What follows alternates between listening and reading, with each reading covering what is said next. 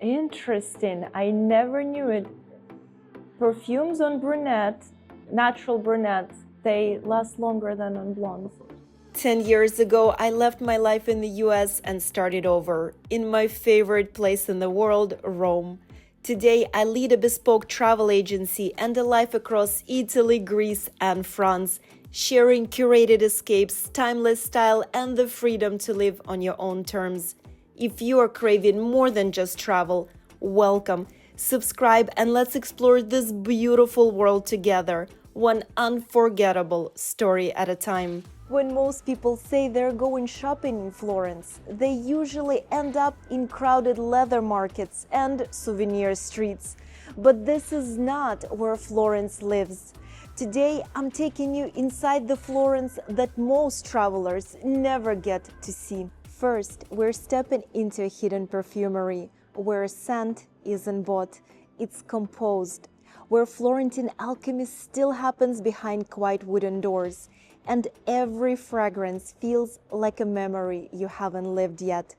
And later, we'll walk into a small artisan workshop where books are still bound in leather by hand. And yes, you can create your own. Journals, travel diaries, custom pieces made to last decades.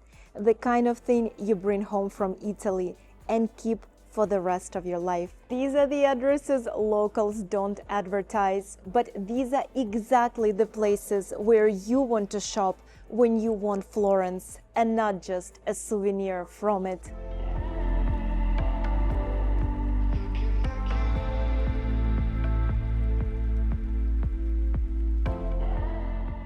As beautiful as Florence is from the outside, some of the most special places here are the ones hidden behind a door you'd almost walk past. And this is one of them. Welcome to AquaFlor, a Florentine perfume house set inside a historic palazzo, where fragrance is still created by hand in the centuries-old cellars below, and is treated less like a product and more like an art form. A lot of travelers don't know this, but Florence actually helped shape the art of perfumery centuries ago, during the Renaissance. And that tradition was carried beyond Italy, when Catherine de' Medici brought her Florentine perfumier with her to France. So when you walk into a place like this, you are not just entering a beautiful boutique. You are stepping into a craft that has been part of Florence's identity for generations. Watch your steps, guys. The smell here, this is truly one-of-a-kind experience. The moment you step inside, it feels like entering another world. Room after room, you move through antique salons, bottles, raw essences, soaps, laboratories, and the quiet details that remind you Florence was built on craftsmanship long before it became a tourist destination. This is not the kind of place you rush through. You are guided through the house, through the story, through the ingredients, until you reach the most intimate part of the experience, where a perfumer sits with you personally, learns what you're drawn to, what memories move you, what notes feel like you, and begins creating a scent that exists for no one else. There is even dust on every single bottle. It feels like we've been here for centuries. Not me, but all of this. This is unbelievable, guys. I heard that on every skin, it's a bit different, right? Every scent smells a bit different. Is it true or it's a myth? Yes and no. Mm-hmm. Most people say it's the pH. It's not pH. So it's a lot of factors. Right. On a brunette, your perfume will last longer. Interesting. I never knew it. Perfumes on brunette, natural brunettes, they last longer than on blondes. So moisturize, moisturize, moisturize.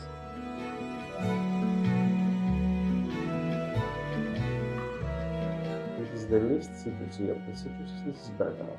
Oh, bergamot. Ah, okay.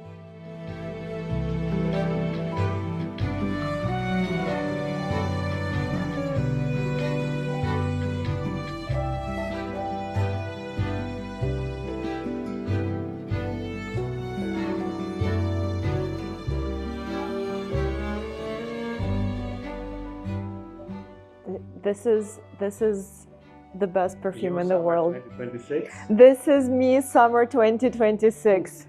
If you want truly the most special experience for yourself or your significant other, this is the way to go, really. This is the way to go, the only way to go. So thank you so much, truly. It's been absolutely incredible.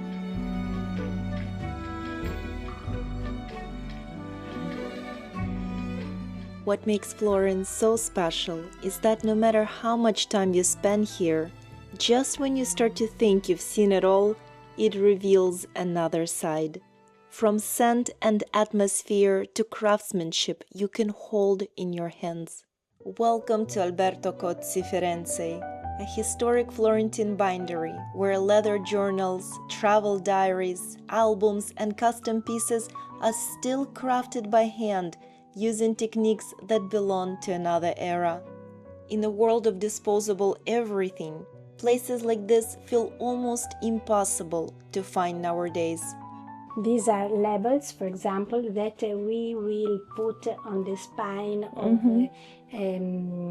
notaries' cover and contracts books covers, and everything is made by hand. It's incredible. Even the cuts, every single cut on it, this is handmade. I mean, guys, where can you find nowadays things like that?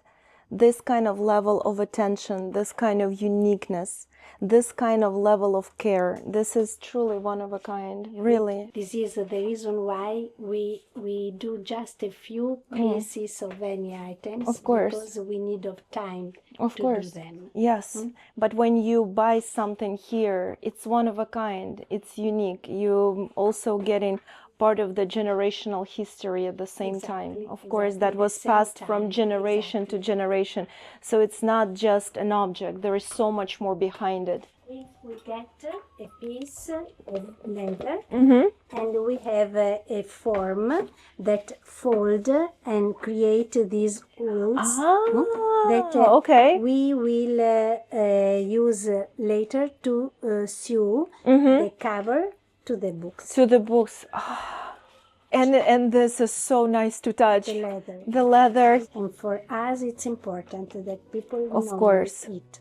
Yes, it's very important. I agree. That made in Italy is still going strong. That is so important nowadays. Exactly. Because, of course, that's the symbol of quality. Exactly.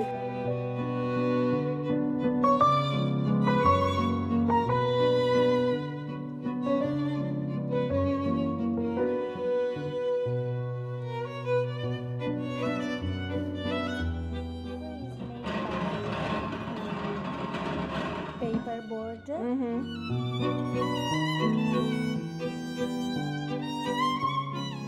Guys, look at the quality of every single thing. Look how unique it is. All the details.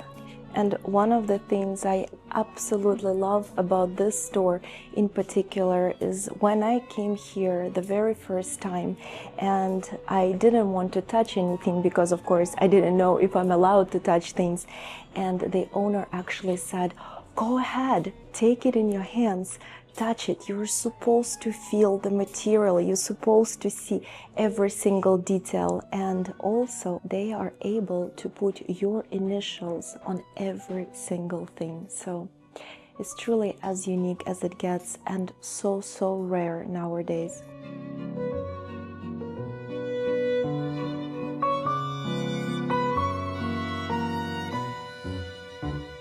After spending a month in Florence, one thing feels certain.